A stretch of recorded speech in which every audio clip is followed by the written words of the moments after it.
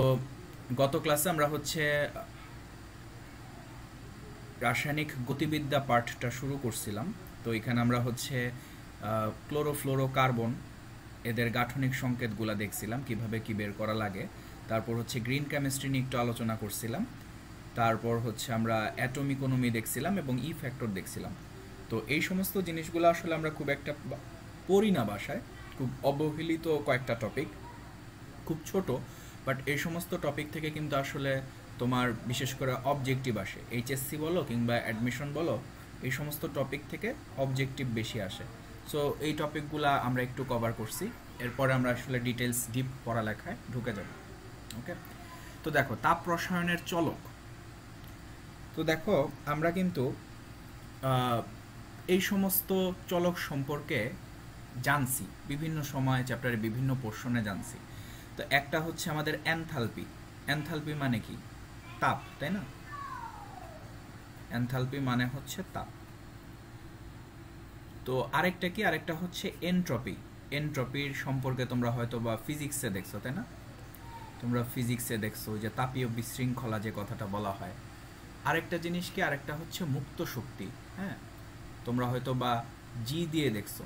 হ্যাঁ, তো এদেরকে যদি আমরা পরিবর্তন হিসেবে দেখাইতে চাই তাহলে আমরা এনথালপিকে আসলে এভাবে দেখাইতে পারি, ডেল এইচ। এটা দ্বারা কি বোঝায়? এটা বোঝায় হচ্ছে তাপের পরিবর্তন বা এনথালপির পরিবর্তন, পরিবর্তন হিসেবে দেখানো যায়।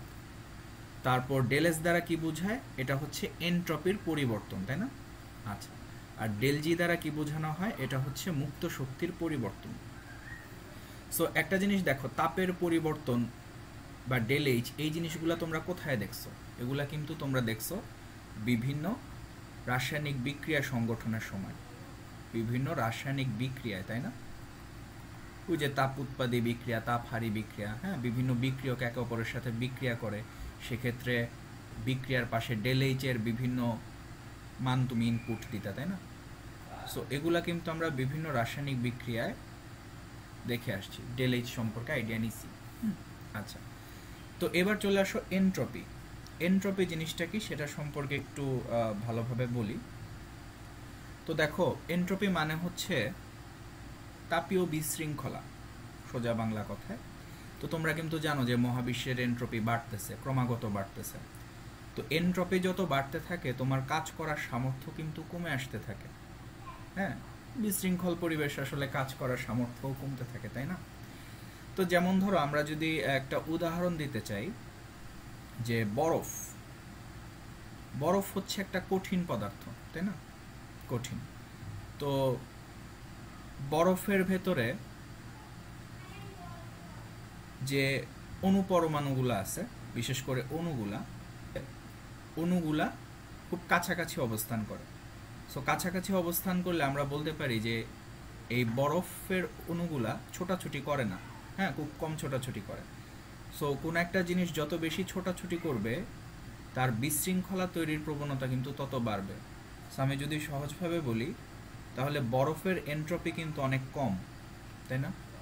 এনট্রপি অনেক কম, কারণ বরফের মধ্যে যে অণুগুলো আছে সেগুলো খুব কাছাকাছি অবস্থান করে, হ্যাঁ, ছোটাছুটি করে না। সো বরফের এনট্রপি কিন্তু কম থাকে, তারা বিশৃঙ্খলতা সৃষ্টি করতে পারে না। ঠিক একইভাবে আমি যদি বরফকে তাপ দেই, বরফকে তাপ দিয়ে গলা একদম লিকুইড ফরমেশনে নিয়ে যাই, যেটা হচ্ছে পানি। আচ্ছা, আমার একটা কল আসছে।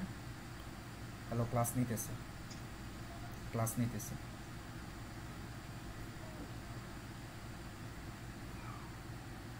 আচ্ছা, তো যখন আমরা পানির ফরমেশনে নিয়ে গেছি তখন কিন্তু সেটা লিকুইড, তরল, তাই না? তো পানির মধ্যে যে অণুগুলো আছে সেগুলো কিন্তু তখন তুলনামূলক একটু দূরে দূরে অবস্থান করবে, তাই না? হ্যাঁ, বরফের তুলনায় তারা কিন্তু একটু দূরে দূরে অবস্থান করবে। সো পানির এনট্রপি বলতে পারি আমরা হচ্ছে বরফের তুলনায় একটু বেশি, একটু বেশি। ঠিক একইভাবে আমরা যদি পানিকে আরও বেশি হিট দেই, হিটে দিয়ে আমরা হচ্ছে বাষ্পে পরিণত করি, জলীয় বাষ্পকে যেটা বলে থাকি আমরা, যখন বাষ্পে পরিণত করে ফেলতেছি তখন যে অণুগুলো আছে সেগুলো কিন্তু অনেক ছোটাছুটি করতে পারে, তাই না? ছড়ায় পড়ে চারিদিকে। সো তারা কিন্তু অনেক বিশৃঙ্খল অবস্থার সৃষ্টি করতে পারে। সো আমরা বলি হচ্ছে এটার এনট্রপি কিন্তু সবচাইতে বেশি, এনট্রপি অনেক বেশি, কারণ এনট্রপি মানেই হচ্ছে বিশৃঙ্খলা। ঠিক আছে, তো এই জিনিসগুলো একটু বোঝাইলাম যে মহাবিশ্বের এনট্রপি বাড়তেছে মানে কি, দেখো তাপ বাড়তেছে, তাপ বাড়া মানে কি মহাবিশ্বের যত প্রকার পদার্থ আছে তারা কিন্তু অনেক বেশিভাবে কম্পিত হচ্ছে। তো এভাবে আমরা বলতে পারি যে তারা কিন্তু ক্রমাগত বিশৃঙ্খলার সৃষ্টি করতেছে। তো এই হচ্ছে এনট্রপির বিষয়টা। আর আরেকটা উদাহরণ দেওয়া যাইতে পারে, যেমন ধরো এটা হচ্ছে একটা ইঞ্জিন। তো এই ইঞ্জিন ধরো তোমার 25 ডিগ্রি সেলসিয়াস থেকে 100 ডিগ্রি সেলসিয়াসের মধ্যে কাজ করতে পারে। 25 ডিগ্রি সেলসিয়াস থেকে 100 ডিগ্রি সেলসিয়াস টেম্পারেচারে সে কাজ করতে পারে।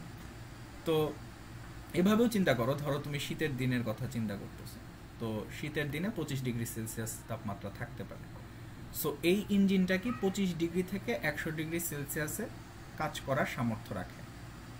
আচ্ছা, তো শীতের দিনে তুমি এই ইঞ্জিন দিয়ে অনেকখানি কাজ করতে পারতেছো, তোমার কাজের রেঞ্জ অনেক বেশি। হ্যাঁ, কিন্তু তুমি যদি গরমের কথা চিন্তা করো, গরমের দিনে তুমি ইঞ্জিনটা নিয়ে কাজ করতে চাও, সো গরমে কিন্তু তোমার এনভায়রনমেন্টের টেম্পারেচার হয়ে গেছে 35 ডিগ্রি সেলসিয়াস। তো তখন এই ইঞ্জিনটা কি করতে পারবে, সে কিন্তু আগে 25 থেকে 100 পর্যন্ত রেঞ্জে কাজ করত, বাট গরমের দিনে নিয়ে গেলে কিন্তু সে 35 থেকে 100 পর্যন্ত রেঞ্জে কাজ করার সামর্থ্য লাভ করবে। হ্যাঁ, সো দেখো তার রেঞ্জটা কিন্তু আগের থেকে কমে গেছে, কারণ এখন গরমের তাপমাত্রা শুরুই হয়েছে 35 ডিগ্রি থেকে। সো আগে যেটা 25 ডিগ্রি থেকে শুরু হয়েছিল, সো এই কারণে রেঞ্জটা অনেক বেশি ছিল, আমরা বলতে পারি রেঞ্জটা হচ্ছে 75, এরকম রেঞ্জ তার থাকে কাজ করার। বাট যখন 35 থেকে শুরু হয়েছে তখন কিন্তু তার রেঞ্জটা কমে গেছে, এটা হয়ে গেছে হচ্ছে 65। সো এটাই আসলে যে কোনো একটা ইঞ্জিন বা যে কোনো কিছু তাপমাত্রা যত বাড়াইতে থাকবা তার কাজ করার রেঞ্জ কিন্তু কমে যাবে। হ্যাঁ, সো এনট্রপি বাড়লে কিন্তু আসলে কাজ করার সামর্থ্যটাও কমে আসে, বিশৃঙ্খলা সৃষ্টি হয়। এভাবে আমরা জিনিসগুলোকে ডিফাইন করতে পারি। ওকে, আচ্ছা, তো এখন আমরা একটা কথা বলি যে একটা নির্দিষ্ট টেম্পারেচারে কিন্তু এনট্রপির পরিবর্তন ধ্রুবক থাকে। এটা একটু মনে রাখবে, এই কথাটা আমি একটু লিখে দিই এখানে। একটা নির্দিষ্ট টেম্পারেচারে, নির্দিষ্ট তাপমাত্রায় এনট্রপির পরিবর্তন বা ডেলএস এটা থাকবে হচ্ছে ধ্রুবক। এটা খুব ইম্পর্ট্যান্ট একটা কথা। হ্যাঁ, একটা নির্দিষ্ট তাপমাত্রায় এনট্রপির পরিবর্তন কিন্তু ধ্রুবক থাকবে, খুবই স্বাভাবিক। যেমন ধরো আমরা একটা উদাহরণ দিতে পারি। সো ধরো তুমি 25 ডিগ্রি সেলসিয়াস টেম্পারেচারে পানি নিয়ে রাখছো, তো তুমি যখন এটাকে গ্যাসে রূপান্তরিত করতে চাচ্ছ তাহলে তুমি কি করবা, তুমি হচ্ছে তাপমাত্রা বাড়াবা। আচ্ছা, এই কাজটা তুমি করছো হচ্ছে ডে 1-এ, 25 থেকে ধরো 100 ডিগ্রি সেলসিয়াসে নিয়ে গেছো, সেটা গ্যাস হয়ে গেছে। ডে 1 প্রথম দিন করছো। ধরো তুমি ডে 2-তে একই কাজটা করতে চাচ্ছ, ডে 2-তে গিয়েও একই রকম কাজটা করতে চাচ্ছ।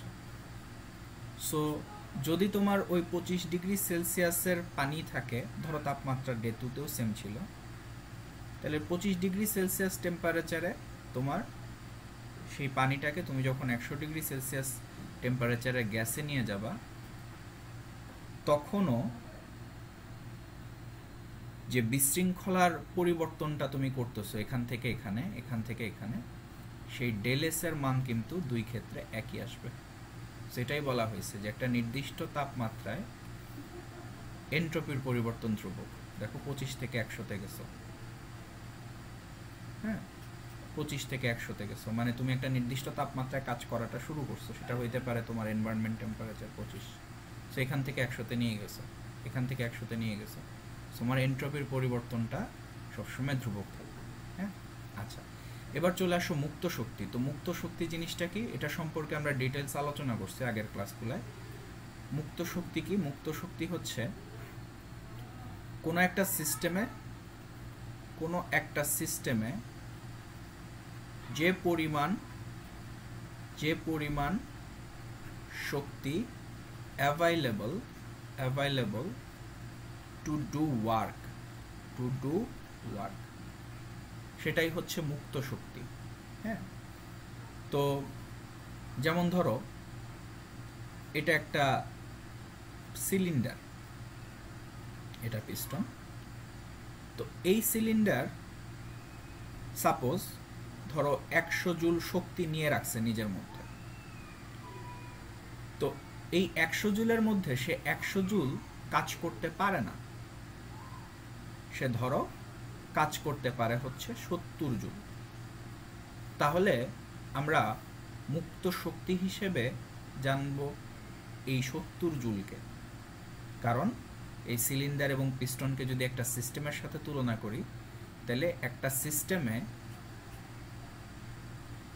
সিস্টেমে যে পরিমাণ শক্তি অ্যাভাইলেবল, যেমন ধরো 70 জুল, সেটা অ্যাভাইলেবল, বাকি 30 জুল কিন্তু অ্যাভাইলেবল না।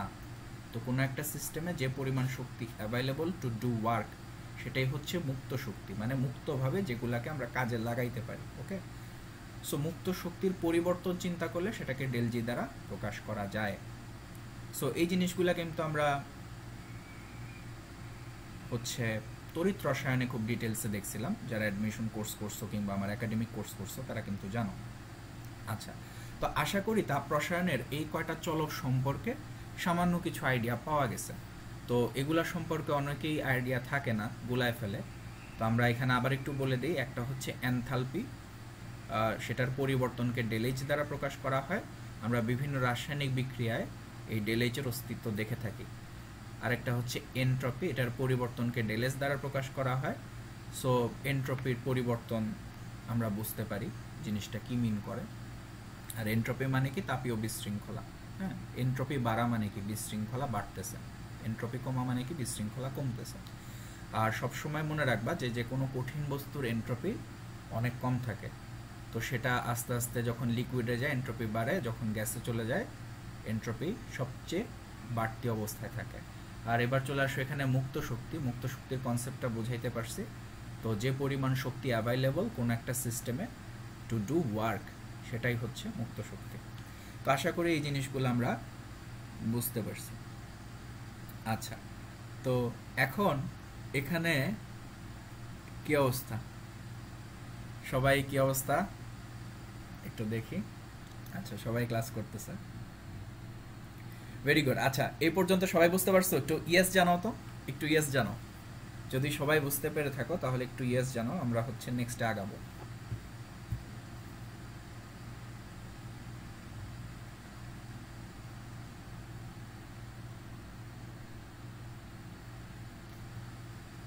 যদি বুঝতে পেরে থাকো তাহলে একটু ইয়েস জানাও। যারা যারা ক্লাস করতেছো আজকে ধৈর্য ধরে একটু ইয়েস জানাও, দেখি ইয়েসগুলো দেখে আমরা হচ্ছে সামনের টপিকে আগাবো। ওকে, ভেরি গুড, ইয়েস। তো এই জিনিসগুলো আশা করি বুঝতে পারছো। এবার এখানে আসো, এখানে কিছু ভালো ভালো জিনিস দেখবো, কিছু এক্সট্রাঅর্ডিনারি জিনিস দেখবো, এগুলা হয়তো বা তোমরা খুব বেশি জানো না। তো এখানে আমরা একটু দেখি যে এখানে গিবসের মুক্ত শক্তির সমীকরণ দেখব। হ্যাঁ, সো এই গিবসের নাম অনুসারেই কিন্তু এটার চেহারা এই যে জি দ্বারা প্রকাশ করা হয়। হ্যাঁ, গিবস ফ্রি এনার্জি, গিবসের মুক্ত শক্তি এভাবে বলা হয়। সো গিবসের মুক্ত শক্তির দুইটা সমীকরণ আমরা এখানে দেখব, একটা হচ্ছে এই পাশে বাম পাশে, আর একটা হচ্ছে ডান পাশে। তো এই সমস্ত সমীকরণগুলা কোথা থেকে আসছে, কি সমাচার, এগুলো আসলে জানার কোনো প্রয়োজনীয়তা নাই। সো এটার অনেক ডিটেলস প্রুফ আছে, অ্যাক্টিভিটি কোএফিশিয়েন্ট, ফিউরাসিটি কোএফিশিয়েন্ট দিয়ে প্রুফ করা যায়। তো এগুলো তোমাদের লেভেলের না। সো জাস্ট এই সূত্রটা জানবা এবং এই কর্নারে যে সূত্রটা আছে সেই সূত্রটা জানবা। তো সূত্রটা আমরা রাইট সাইড থেকে দেখানো শুরু করি।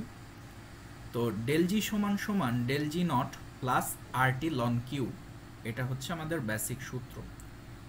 তো এই সূত্র থেকেই কিন্তু পরবর্তীতে তোমরা নার্নস্টের সমীকরণে আসতে পারো। তোমরা আমাদের রাসায়নিক পরিবর্তন চ্যাপ্টার যারা করছো তারা কিন্তু জানো।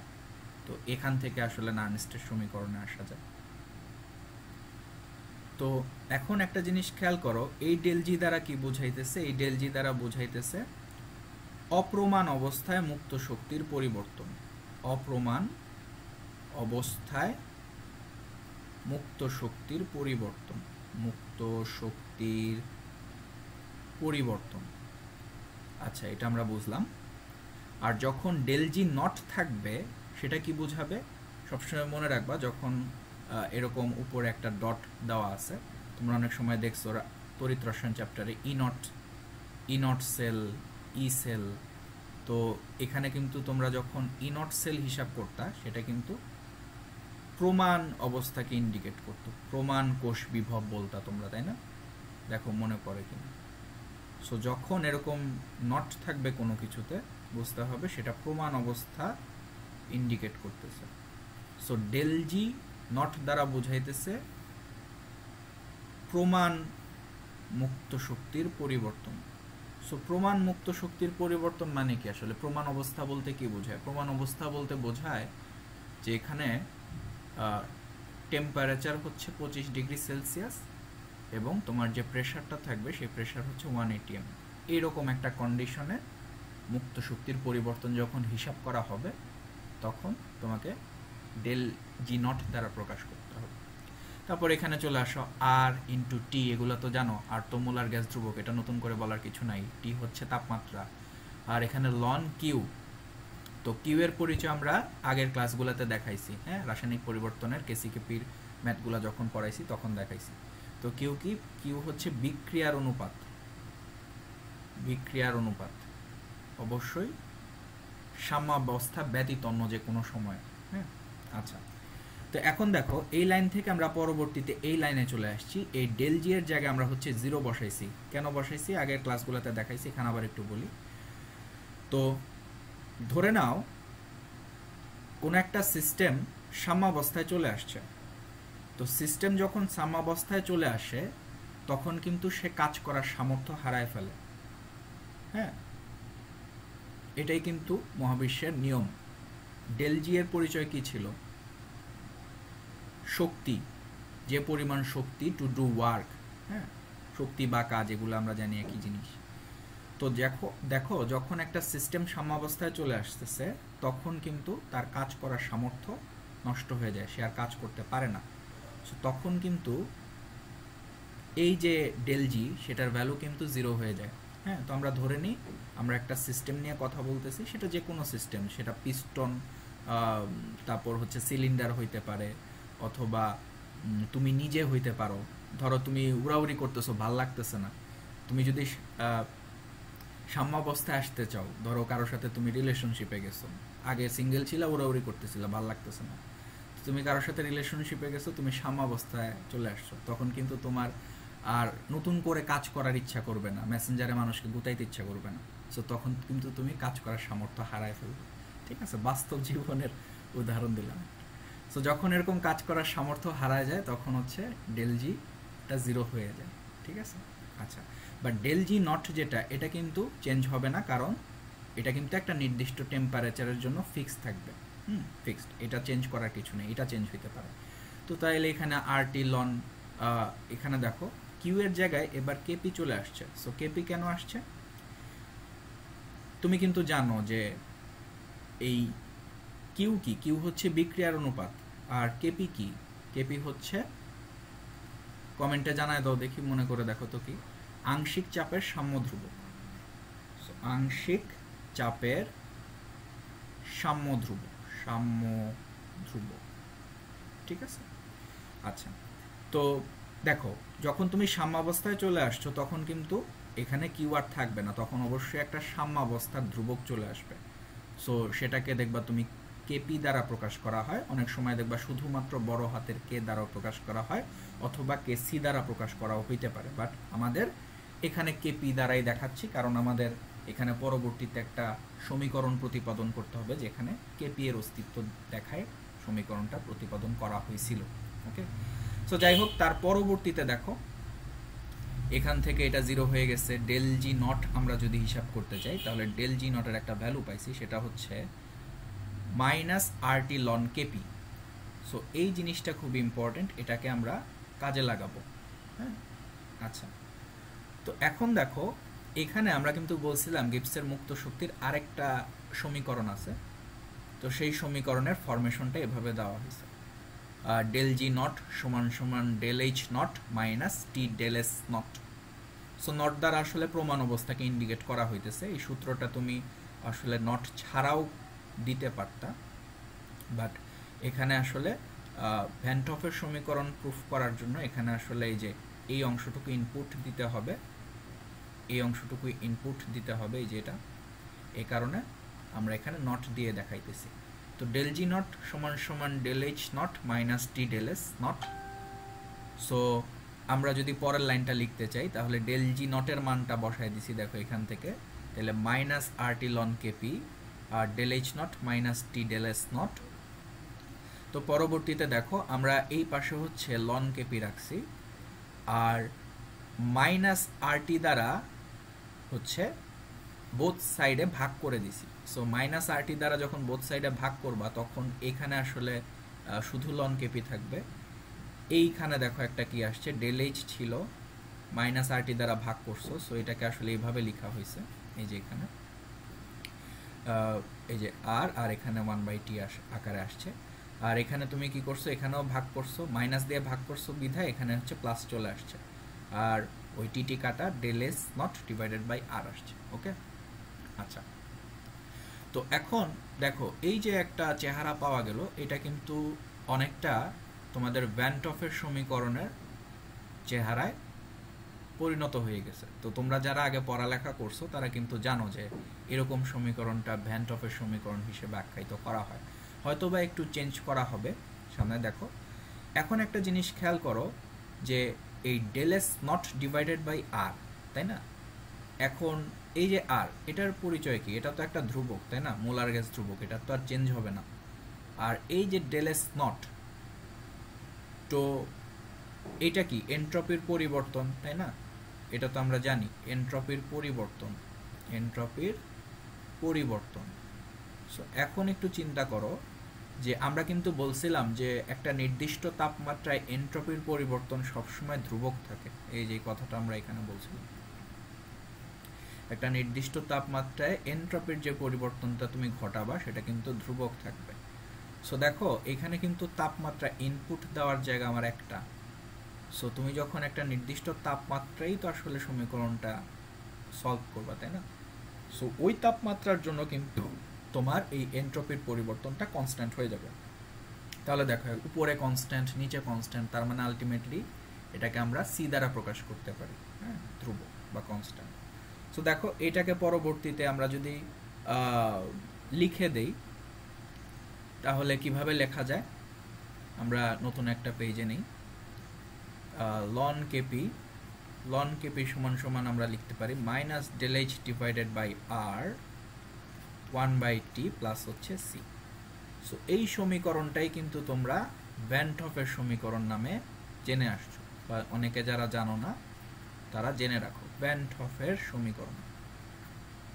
সো এই সমীকরণটা খুব বেশি ইম্পর্টেন্ট, খুব খুব খুব বেশি ইম্পর্টেন্ট ফর রিটেন, এইচএসসি এবং অ্যাডমিশন দুইটার জন্যই। তো এই সমীকরণে তোমরা একটা জিনিস খেয়াল করে দেখবা, এই সমীকরণটাকে আমরা এভাবেও বলে থাকি যে এই সমীকরণটা হচ্ছে সাম্য ধ্রুবকের সাথে, সাম্য ধ্রুবকের সাথে, সাম্য ধ্রুবকের সাথে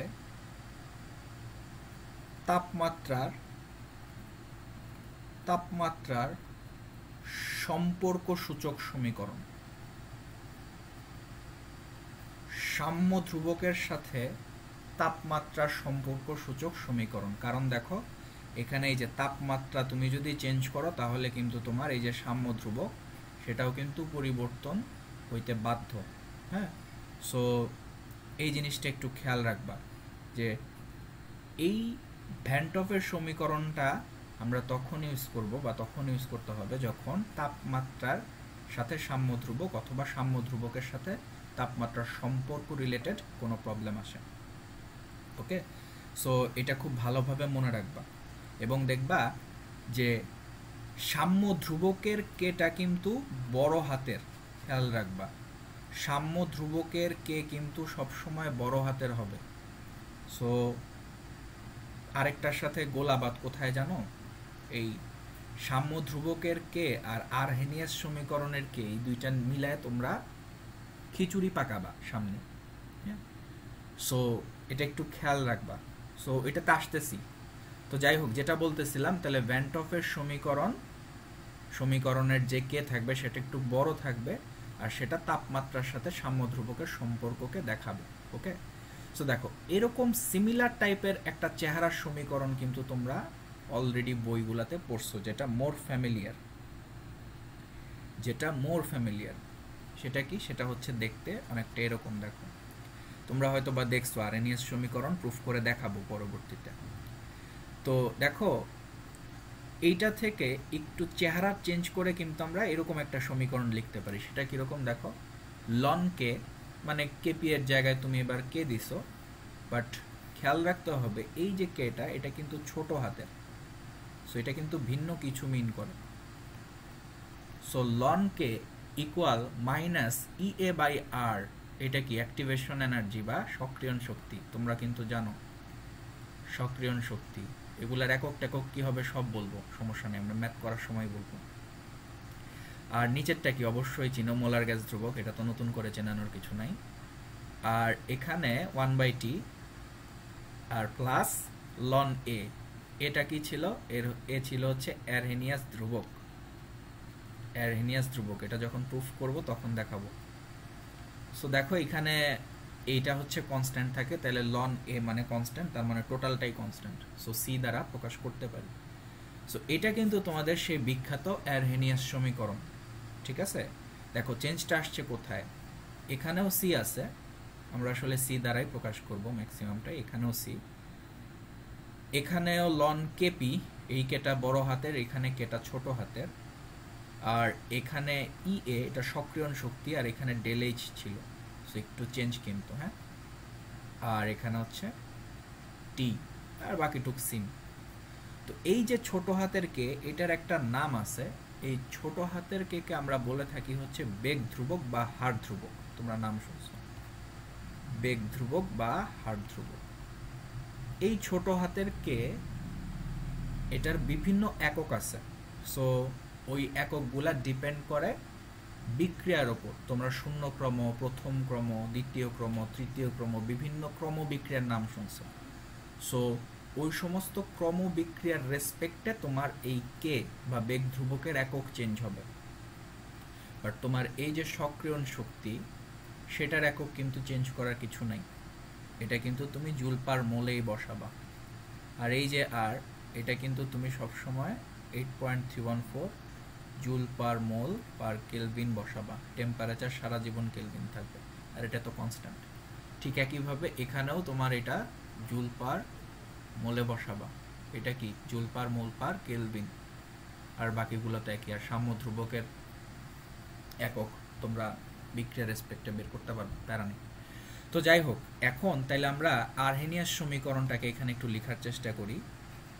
লন, এটা অবশ্যই ছোট হাতের দিতে হবে, ছোট হাতের দিলাম, ঠিক আছে। লন কে সমান সমান minus E A divided by হচ্ছে আর 1/T প্লাস হচ্ছে সি। সো এইটা হচ্ছে আমাদের আরহেনিয়াস সমীকরণ। সো যেখানে কেটা থাকবে হচ্ছে ছোট হাতের কে। সো দেখো খুব ইম্পর্টেন্ট জিনিস পড়াইতেছি, এগুলা কিন্তু সবাই গোলায়, সবাই ভুল করে।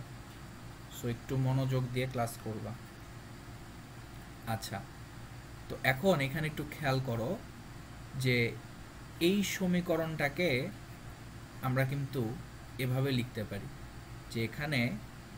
এই যে বেগ ধ্রুবক এবং বেগ ধ্রুবকের সাথে তাপমাত্রার সম্পর্ক আছে, সো আমরা এইভাবে বলতে পারি যে এই সমীকরণটা বেগ ধ্রুবকের সাথে সাথে তাপমাত্রার সম্পর্ক সূচক সমীকরণ। মাইন্ড ইট, এগুলা কিন্তু ধুমায়া পোলাপান ভুল করে। তাপমাত্রার সম্পর্ক সূচক সমীকরণ এগুলা প্রচুর পোলাপান পেঁচায় ফেলে, বুঝেই না। সেগুলো খুব ইম্পর্টেন্ট এবং খুব কষ্ট করে আলাদা করে দিতেছি, সো এগুলা গোলাবা না কখনই। তো দেখো, যখন তোমাকে বলবে বেগ ধ্রুবকের সাথে তাপমাত্রার সম্পর্ক সূচক সমীকরণ বা এই রিলেটেড কথাবার্তা বলবে, তখন সুন্দর করে আর্হেনিয়াস সমীকরণ। আর যদি বলে সাম্য ধ্রুবকের সাথে তাপমাত্রার সম্পর্ক সূচক সমীকরণ, তাহলে ভ্যান টফের সমীকরণ। সেখানে লিখে দিছি দেখো নিচ দিয়ে, বড় হাতের থাকলে কেপি বা কেসি, অথবা শুধু কেউ থাকতে পারে অনেক সময়, তখন আর ওই আংশিক চাপের বা মোলার ঘনমাত্রার ওই কথাগুলো বলা হয় না, শুধু বলা হয় সাম্য ধ্রুবক। যখন এই ছোট হাতের থাকবে, ছোট হাতের গুলাকে বেগ ধ্রুবক বা হার ধ্রুবক হিসেবে আখ্যায়িত করবে। আর দেখো তাহলে এই যে ভ্যান টফের সমীকরণটা তুমি নিয়ে আসছো, এটা কিন্তু গিভস ফ্রি এনার্জি সমীকরণ থেকে প্রুফ করে নিয়ে আসা। ওকে, সো এখানে দেখো তীর চিহ্ন দিয়ে কিছু জিনিস দেখাইছি, যা এটা থেকে এইটাতে আসা যায়, আর এটার চেহারা পাল্টায় দিলে এই আর্হেনিয়াস সমীকরণে আসা যায়। ঠিক একইভাবে আর্হেনিয়াস সমীকরণের চেহারা যদি একটু পাল্টায় দিই, তাহলে ভ্যান টফের সমীকরণ, আর ভ্যান টফের সমীকরণকে আমরা যদি রিভার্স করি, তাহলে গিভস ফ্রি এনার্জির সমীকরণে চলে আসা যায়। সো এগুলো হচ্ছে ইন্টার কনভার্টিবল। ঠিক আছে, আশা করি বুঝতে পারছো। সো এখানে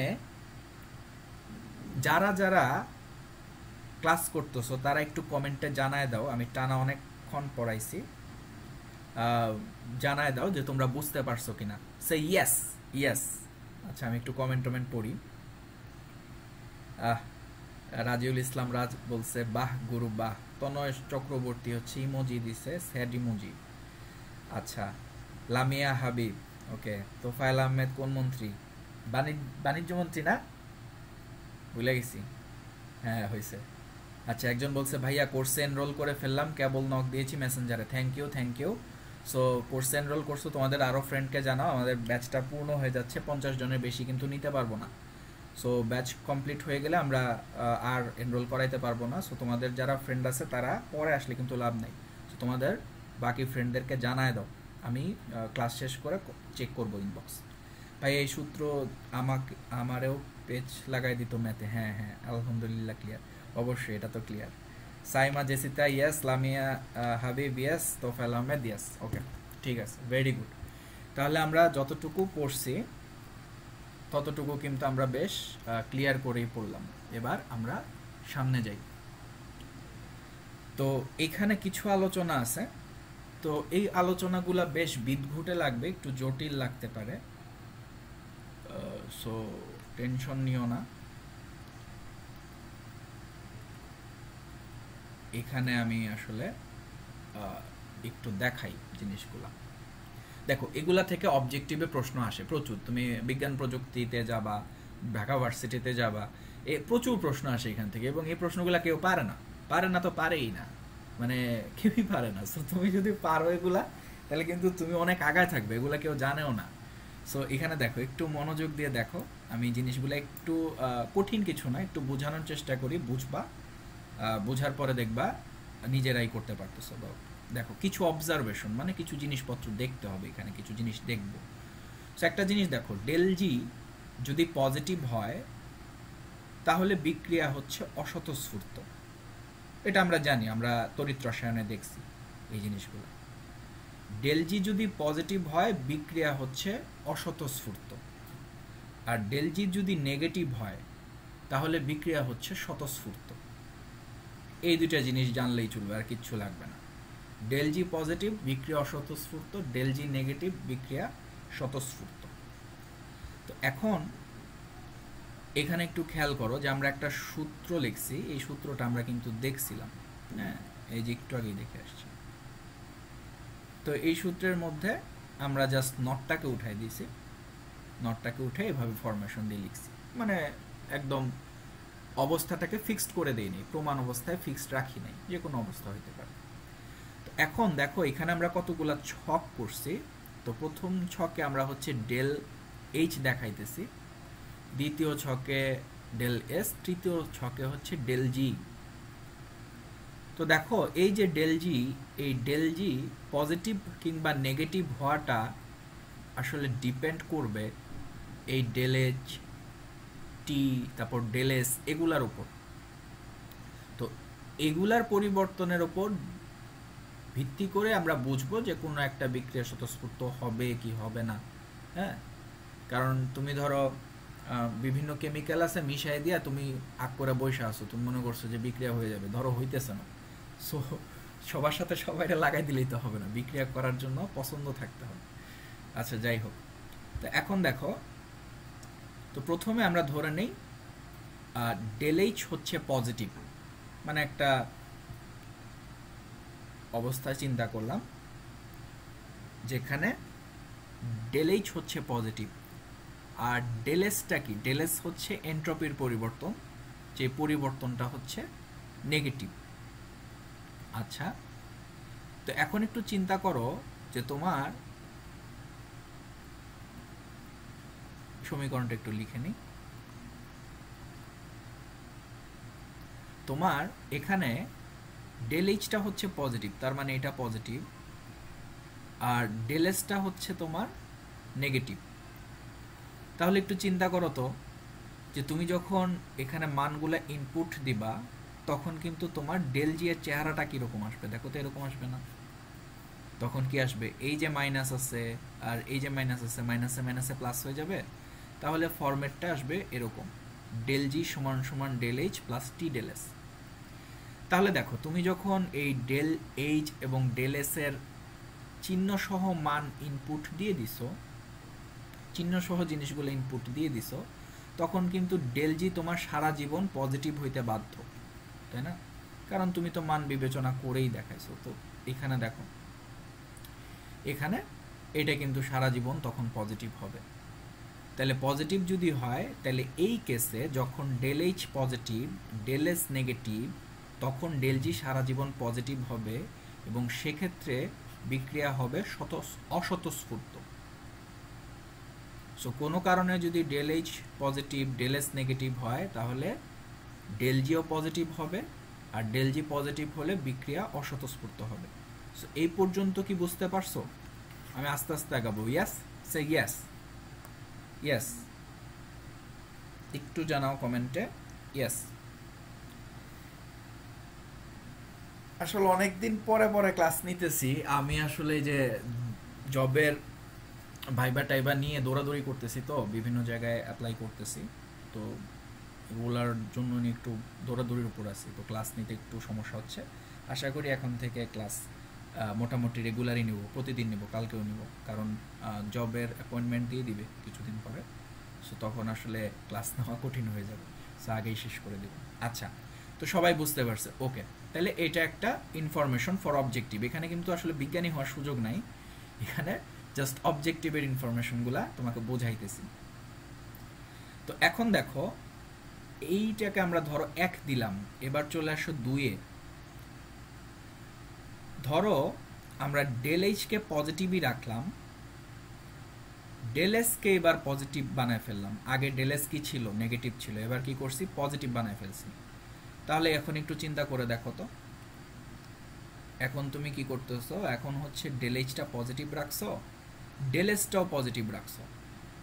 তাহলে চিন্তা করো তোমার ডেল জিটা কি হবে, পজিটিভ হবে নাকি নেগেটিভ হবে? এটা কিন্তু তুমি এখন বলতে পারবা না। কেন বলতে পারবা না? কারণ এই ডেল এইচ এবং টি ডেল এস, এই দুইটা পোর্শনের মধ্যে কে বড় কে ছোট তুমি কিন্তু জানো না, তাই না? সো যদি ডেল এইচটা বেশি হয়ে থাকে, এই পোর্শনটা যদি কম হয়ে থাকে, তাহলে ডেল জি কি হবে? তাহলে ডেল জি হবে কিন্তু পজিটিভ। বাট এই পোর্শনটা যদি কম হয়ে থাকে, এই পোর্শনটা যদি বেশি হয়ে থাকে, তাহলে কিন্তু ডেল এইচ মানে সরি ডেল জি সেটা কিন্তু নেগেটিভ আসবে। সো দেখো এখন এইখানে যে বিষয়টা ডিপেন্ড করতেছে সেটা হইতেছে এই টি এর মানটা কেমন সেটা। এই টিটাই আসলে ডিফাইন করে দিবে যে কোন পাশটা বেশি হবে কোন পাশটা কম হবে, কারণ টি এর মান এখন আমরা এখানে ইনপুট করিনি, ঠিক আছে। সো চেহারাটা এরকম হবে, চেহারাটা এরকম হবে। তো চেহারা এরকম হওয়ার পরে এখানে টি যদি বেশি হয়, টি যদি বেশি হয় তাপমাত্রা, সো তাপমাত্রা যদি বেশি হয় তাহলে দেখো এখানে টি ডেলেসটা কি হবে, টি ডেলেসটা হবে হচ্ছে বেশি। তাহলে এই টি ডেলেস যদি বেশি হয়, বিশেষ করে ডেল এইচ থেকে যদি বেশি হয়, এমনভাবেই নেওয়া হবে তাপমাত্রাটা। তাহলে ডেল এইচ থেকে যদি বেশি হয় তাহলে চিন্তা করো এটা হচ্ছে আমাদের বড় আর এটা হচ্ছে ছোট থাকবে, তখন এটা তাপমাত্রার উপর ডিপেন্ড করবে ডেল জি এর মানটা। তাহলে এটা ছোট এটা বড়, তাহলে ডেল জি অবশ্যই তখন কি হবে, নেগেটিভ হবে। আশা করি বুঝতে পারছো, কারণ এই পোর্শনটা বড়। এখন দেখো যদি এরকম হইতো তাপমাত্রা হচ্ছে কম, তখন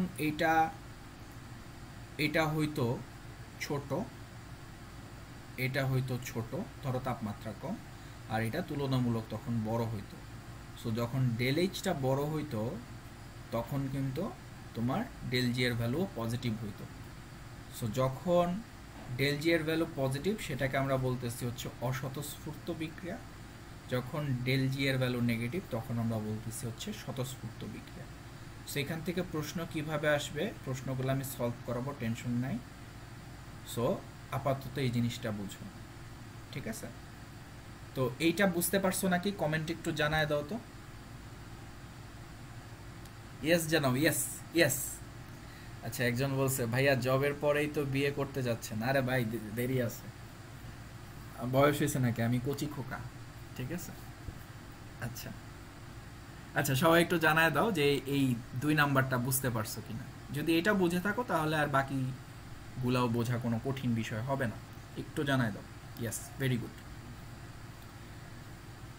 আচ্ছা তো এই পর্যন্ত আমরা বুঝতে পারছি, তার মানে উচ্চ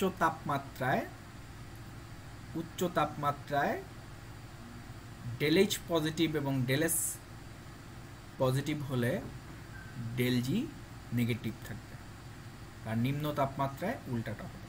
সো যাই হোক, এতক্ষণ পর্যন্ত আমরা ডেল এইচটাকে ফিক্সড রাখছি, ফিক্সড মানে পজিটিভ রাখছি, ডেল এসটাকে চেঞ্জ করছি। এবার কি করব, এবার হচ্ছে এই ডেল এইচটাকে ফিক্সডই রাখবো, বাট এটাকে পজিটিভ না রেখে নেগেটিভ রাখবো, ঠিক আছে। তো সেক্ষেত্রে কি হয়, সো দেখো যখন ডেল এইচটা নেগেটিভ হবে, আমরা একটু দেখাই এখানে, যখন ডেল এইচটা নেগেটিভ হবে ডেল এস পজিটিভ হবে, এটা নেগেটিভ এটা পজিটিভ, তখন চেহারাটা কীরকম হবে, চেহারাটা দেখতে হবে এরকম, ডেল জি সমান সমান minus del H minus T del S. তো দেখো তুমি এখানে যাই করো না কেন, এখানে কিন্তু সারা জীবন ডেল জি এর ভ্যালু হচ্ছে নেগেটিভ আসবে। সো নেগেটিভ হইলে এটা মানে স্বতঃস্ফূর্ত থাকবে, কোনো প্যারা নেই। ওকে ওকে ঠিক আছে। তো এবার 4 নম্বরে চলে আসো। যখন দুইটাই নেগেটিভ করতেছো তখন হইতেছে ঝামেলাটা লাগবে। তখন দেখো দুইটাই যদি নেগেটিভ করো তাহলে কি হবে, দুইটা নেগেটিভ করলে এখানে চেহারাটা এরকম হবে, এটার পাশে নেগেটিভ আসবে, আর এখানে ডেল এস যখন নেগেটিভ তখন এখানে একটা পজিটিভ চলে আসবে। তাহলে ডেল জি সমান সমান আমরা লিখতে পারি এরকম। তাহলে এখন চিন্তা করো, এখন আমাদের দেখতে হবে কোনটা ছোট কোনটা বড়, ঠিক আছে। সো টি যখন বেশি, দেখো টি যখন বেশি তখন টি ডেল এস এর এই পোর্শনটাও বেশি থাকবে, আর ডেল এইচ থেকে সেটা অবশ্যই বড় হবে, আর বড় হইলে এটা বড় আর এটা তখন ছোট, তখন অবশ্যই ডেল জি পজিটিভ হবে, তার মানে অস্বতঃস্ফূর্ত, এটা হচ্ছে পজিটিভ। আবার যখন উল্টাটা, তাপমাত্রা যখন কম থাকবে তখন এইটা বড়, এইটা হচ্ছে ছোট, তাহলে তখন ডেল জি নেগেটিভ হবে। ঠিক আছে? সো এই পর্যন্ত জাস্ট বুঝো, আর কিছুই না। কিভাবে প্রশ্ন আসবে, কেমনে কি, এই জিনিসগুলো এখন বোঝার দরকার নাই, আমরা প্রশ্ন সলভ করবো আস্তে আস্তে, তখন বুঝতে পারবো। তো এই হচ্ছে ব্যাপারটা। তাহলে এখানে একটা খেয়াল করার জিনিস আছে। খেয়াল করার জিনিস হইতেছে, যখন তোমার ডেল এইচ এবং ডেল এস একই চিহ্ন বিশিষ্ট, তখন হইতেছে ঝামেলাটা লাগতেছে, তাই না? তখন তাপমাত্রার উপর ডিপেন্ড করতে হইতেছে। ঠিক একইভাবে এই যে এখানে দেখো, যখন এই যে ডেল এইচ এবং হচ্ছে ডেল এস একই চিহ্ন বিশিষ্ট, তখনও কিন্তু আসলে ওই তাপমাত্রার উপর নির্ভর করে আমাদের বুঝতে হইতেছে যে বিক্রিয়াটা স্বতঃস্ফূর্ত হবে কি হবে না। সো জাস্ট এই জিনিসগুলো আসে সবসময়, তোমাকে এইভাবে বলতে পারে। আমি একটা উদাহরণ দেখাই দিই প্রশ্নটা কিভাবে আসতে পারে। ধরো তোমাকে বলে দিল যে এরকম একটা বিক্রিয়া, ডেল এইচ সমান সমান ডেল এইচ মাইনাস হচ্ছে টি ডেল এস। তো এই সমীকরণটা দিয়ে তোমাকে বলল যে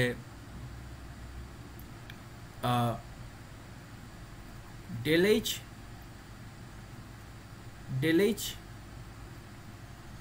তাপ উৎপাদী হলে এবং ডেল এস নেগেটিভ হলে কোন শর্তে ডেল জি স্বতঃস্ফূর্ত হবে, কোন শর্তে ডেল জি স্বতঃস্ফূর্ত হবে? এই প্রশ্নের অ্যান্সারটা তোমরা এখনই দাও, বানায় দিলাম প্রশ্নটা। এটা ধরো তোমার সমীকরণ বলছে ডেল এইচ যদি তাপ উৎপাদী হয় এবং ডেল এস যদি নেগেটিভ হয়, তাহলে কোন শর্তে ডেল জি স্বতঃস্ফূর্ত হবে? শর্তগুলো মানে নিচের কোন শর্তে? তো ধরো টি বেশি, টি কম, কোনো টি নয়। ধরো এই দুইটা অপশন আছে, বলো এ হবে, বি হবে, না সি হবে? বলো অ্যান্সার জানো। এটাই লাস্ট টাস্ক আজকের।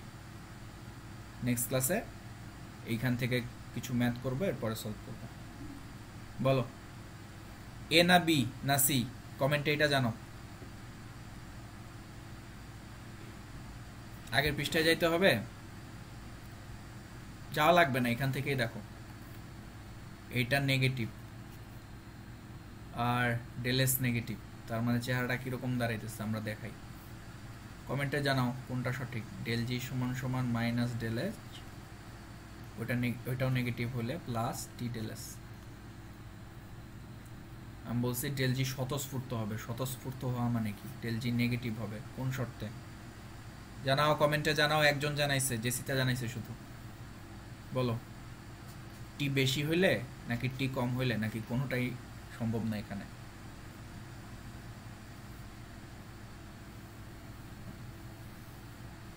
দেখি দেখি,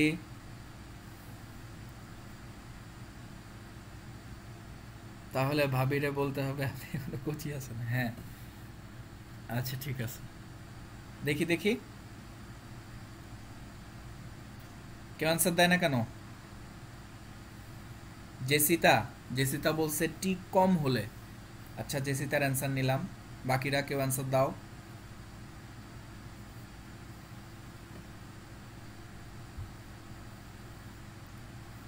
দেখো ডেল জি স্বতঃস্ফূর্ত হওয়া মানে কি? ডেল জি স্বতঃস্ফূর্ত হওয়া মানে এটাকে নেগেটিভ বানাইতে হবে। সো এটাকে নেগেটিভ আমরা কিভাবে বানাইতে পারি? এখানে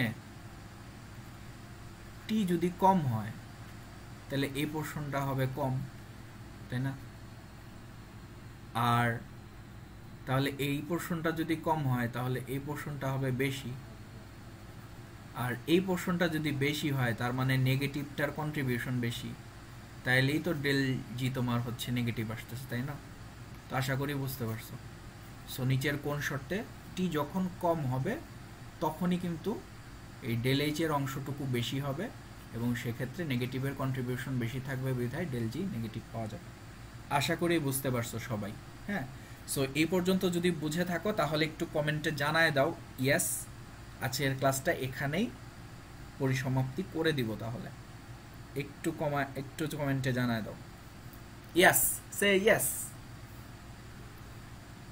কমেন্টে জানায় দাও ছোট্ট বন্ধুরা।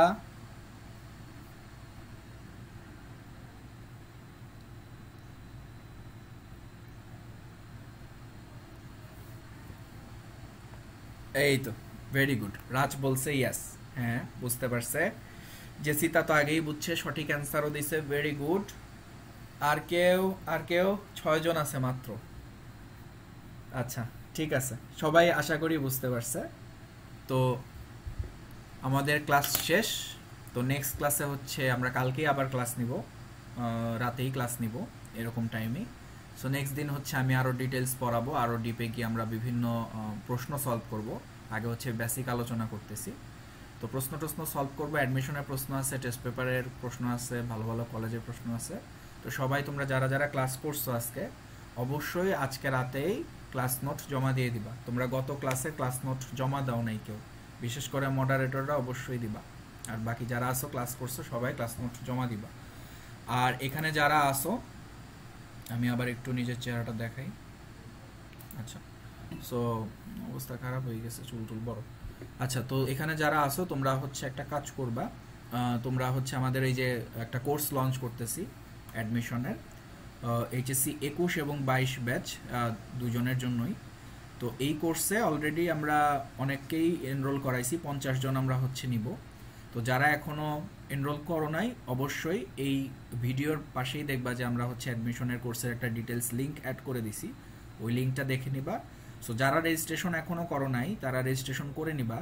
আর যাদের টাকা পেমেন্ট করতে দেরি হবে তাদের সমস্যা নেই, রেজিস্ট্রেশনটা করে ফেলো, টাকা 11 তারিখের আগে দিয়ে ফেলো। মানে আমরা 11 তারিখেই কোর্স কিন্তু লঞ্চ করে ফেলবো।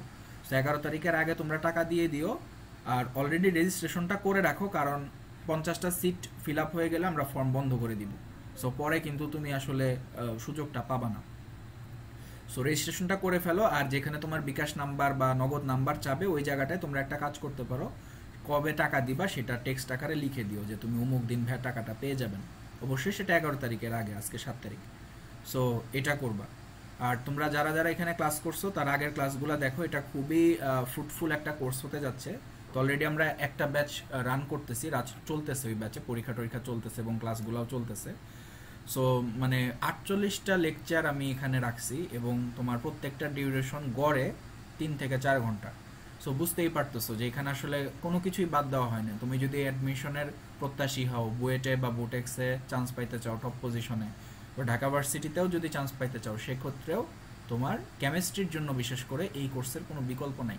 বিকজ এত ডিটেলস, এত ইলাবোরেটলি মনে হয় না সব জায়গায় পড়ানো হয়েছে। সো আমার যতটুকু এক্সপিরিয়েন্স ছিল, এই 5 বছর 6 বছর উদ্ভাসে ক্লাস নিতেছি, 5 বছর হবে, 4-5 বছর। তো যত এক্সপিরিয়েন্স ছিল এত বছর সবাইকে পড়াইছি, সেই এক্সপিরিয়েন্সগুলো কাজে লাগাই আমি হচ্ছে একবারে লাইফ টাইমের জন্য এই কন্টেন্টগুলো তৈরি করছি। প্রচুর এফোর্ট দেওয়া হয়েছে। তো তোমরা যারা অলরেডি আগের কোর্সে জয়েন করছো, যারা ক্লাস করতেছো, তারা হয়তো বা বুঝতে পারছো।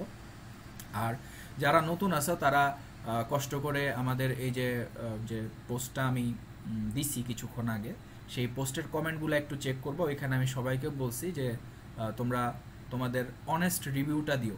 তোমরা যারা আগে ক্লাস করছো, আমার বিভিন্ন একাডেমিক কোর্স করছো, চ্যাপ্টার কিনছো, অনেকেই আসো, তো যারা ক্লাস করছো তারা অনেস্ট রিভিউটা দিবা।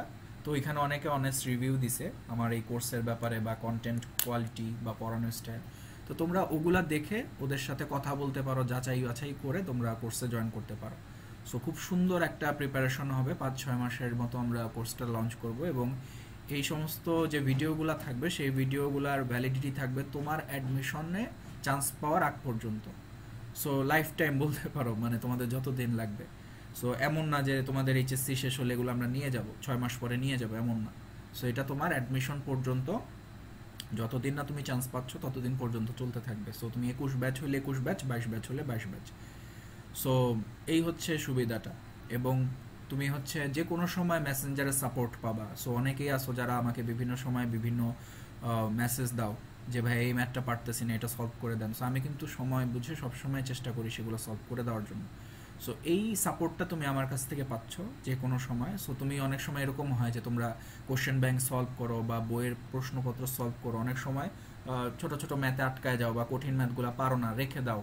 হ্যাঁ, এই কারণে হয় কি যে তুমি যখন অ্যাডমিশনে যাও অনেক কঠিন ম্যাথ তুমি ছেড়ে আসছো, সো তখন এগুলা কোপ আপ করা কিন্তু অনেক কঠিন হয়ে যায়। সো এই সমস্ত ম্যাথগুলো আমাকে তোমরা দিতে পারো, অথবা আমরা যে মেসেঞ্জার গ্রুপটা খুলতেছি এই ব্যাচের জন্য, সেই ব্যাচে সবাই কিন্তু রেগুলার ভালো স্টুডেন্ট। হ্যাঁ, সো তারা কিন্তু রেগুলার ওই পড়ার মধ্যে থাকে। সো তারাও কিন্তু দেখা যায় মেসেঞ্জারে তুমি একটা প্রবলেম দিলা, সবাই সলভ করে দিল। কেউ যদি না পারে আমি অবশ্যই তখন হেল্প করি। সো এই সুবিধাটা তোমরা পাবা। সো সব জায়গায় মনে হয় না এই সুবিধাটা তুমি ওইভাবে পাবা, কজ আমরা আসলে কোয়ান্টিটিতে বিশ্বাসী না, কোয়ালিটিতে বিশ্বাসী, যে কারণে আমরা খুবই কম সংখ্যক স্টুডেন্ট নিচ্ছি এই ব্যাচটাতে, 50 জন। সো চাইলেই হয়তো বা অনেক প্রচারণা করে বা অ্যাড রান করায় টরায় অনেক ধাঁধাপানি করে আরও স্টুডেন্ট নিয়ে আসা যায় অনেক ফ্রি ক্লাস দিয়ে দিয়ে। বাট আমরা আসলে চাচ্ছি যে খুবই কম সংখ্যক স্টুডেন্ট হবে যারা খুব বেশি সিরিয়াস, যারা আসলে পরিশ্রম করতে পারবে। সো আমরা কিন্তু পরীক্ষার ব্যবস্থা রাখছি, 15টা পরীক্ষা আছে। তো এই 15টা পরীক্ষায় তোমার কিন্তু প্রতি 2 সপ্তাহ পর পর একটা সেগমেন্ট এক্সাম হবে। তো সেগমেন্ট এক্সামগুলো ধরো একটা চ্যাপ্টারের উপর হবে, সেগমেন্ট এক্সামগুলো একটা চ্যাপ্টারের উপর হবে। সো একটা চ্যাপ্টারের উপর হবে এবং তোমাকে 2 সপ্তাহের মতো টাইম দিয়ে দেওয়া হবে। সো 2 সপ্তাহের মধ্যে একটা চ্যাপ্টারের ফুল প্রিপারেশন নিবা। সো অনেক সময়, সো তুমি যখন এরকম ফুল প্রিপারেশনটা নিবা একটা চ্যাপ্টারের, তখন কিন্তু তোমার মানে আর কিছু বাকি থাকার কথা না। সো এমনভাবে প্রিপারেশনটা নাও, আমি সময় দিছি 2 সপ্তাহ, এমনভাবে প্রিপারেশনটা নাও যাতে করে তোমার বই, তারপর হচ্ছে তোমার engineering question bank, varsity question bank, বইয়ের অনুশীলনীর সমস্ত ম্যাথ সবগুলা সলভ হয়ে যায় অ্যাট এ টাইম। এবং তুমি যদি এখন প্রিপারেশনগুলো নিয়ে ফেলতে পারো একবার অ্যাডমিশন স্ট্যান্ডার্ড, তাহলে কিন্তু তোমার ওই এইচএসসির পরে যে 2-3 মাস থাকে সেই সময়টা আর কষ্ট করতে হবে না। সেই সময়টাতে তোমার আর আলাদাভাবে প্যারা নেওয়ার প্রয়োজন পড়বে না। তখন দেখবা যে তুমি আসলে সব কিছুই আগে থেকেই পারো, ঝালাই হয়ে গেছে অনেক আগেই। তো তুমি যদি এখন থেকেই প্রিপারেশনটা নিয়ে ফেলো অ্যাডমিশনের, কারণ তোমাদের এইচএসসি কবে হয় না হয় কিছুই বলা যাচ্ছে না, বিশেষ করে 21 ব্যাচ, 22 ব্যাচেরও কোনো অবস্থা বলা যাচ্ছে না। তো দেখা যাবে এইচএসসি এক্সাম কিন্তু 21 ব্যাচের হয়েই সাথে সাথে পরীক্ষা হয়ে যেতে পারে অ্যাডমিশনের। সো প্রিপারেশন নেওয়ার সময়টা কিন্তু এখনই। সো এই সময়টা চলে গেলে কিন্তু পরবর্তীতে আর এই সময়টা পাবা না। সো এখন থেকেই প্রিপারেশনটা নিয়ে নাও। অনেকে হেলা ফেলার মধ্যে আসো, একটা প্রেশারাইজড একটা কম্প্যাক্ট শিডিউলের মধ্যে চলে আসো এই কোর্সে কেমিস্ট্রিতে, তাহলে কিন্তু তোমাদের আর কোনো সমস্যা হবে না ফিউচারে। হ্যাঁ, সো আশা করি তোমরা অনেকেই যারা আসো এখানে কোর্সে দেখা হবে।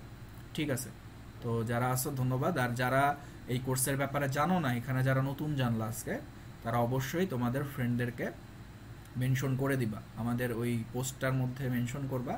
দেখবা পোস্টটা পুরাপুরি কেউ যদি পড়ে অনেক কিছু বুঝতেও পারবে। আসলে দেখো তোমরা কি করো, এলো পাথারিভাবে বিভিন্ন জায়গায় কোচিং করতেছো, বিভিন্ন কোশ্চেন এলো বুঝতেছো না, অনেক জায়গায় দৌড়াদৌড়ি করতেছো। সো দৌড়াদৌড়ি আদৌ করতে হবে কি হবে না, কতটুকু করলে কি লাভ হবে বা কিভাবে করা উচিত ফোকাস অনুযায়ী বা টার্গেট অনুযায়ী, কারো মেডিকেল থাকে, কারো ভার্সিটি থাকে, কারো ইঞ্জিনিয়ারিং থাকে। সো কিভাবে কি করলে পড়ালেখাটা ফ্রুটফুল হবে বা সহজে করা যাবে বা ওয়েটা অবলম্বন করা যাবে, সেটা জানার জন্য হইলেও কোর্সে জয়েন না করো, তুমি জাস্ট আমাদের ওই পোস্টটার পুরা ডিটেলস জিনিসটা একটু পড়ো, তাহলে বুঝতে পারবা আসলে তোমার কি করা উচিত।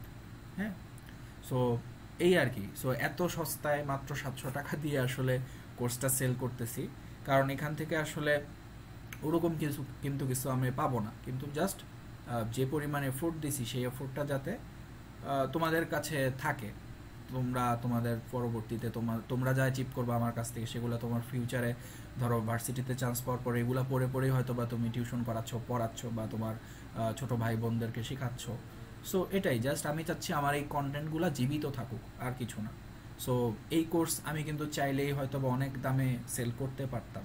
সো আমি কিন্তু আসলে চেষ্টা করছি যে দামটা কম রাখি, বাট মানুষের কাছে পৌঁছাক, অনেকের কাছে পৌঁছাক, এবং সেটা যাতে প্রপার মানুষের কাছেই যায়। সো একটা কোর্স সে করলো, 48টা ভিডিও সে দেখলো না, কোর্স কিনে রেখে দিল, পরীক্ষা টরীক্ষা দিল না, তাহলে তো আসলে লাভ হবে না। বাট তুমি যদি এই পরীক্ষা টরীক্ষা দাও, টোটাল কম্প্যাক্ট শিডিউলের মধ্যে থাকো, তাহলে এই কোর্সটা যখন শেষ করবা তখন দেখবা যে তুমি আজকে যদি এখানে থাকো, কেমিস্ট্রিতে বিশেষ করে কোর্স শেষ করার পরে তুমি আকাশে চলে যাবে ইনশাল্লাহ। সো এইটুকুই বলার আছে। তো ঠিক আছে, আজকের ক্লাস যারা করছো ধন্যবাদ। আর নেক্সট ক্লাস মানে কালকে দেখা হবে। কালকে আমরা আজকের টপিক থেকে এর পরবর্তী অংশ থেকে পড়া শুরু করব। ওকে, খোদা হাফেজ।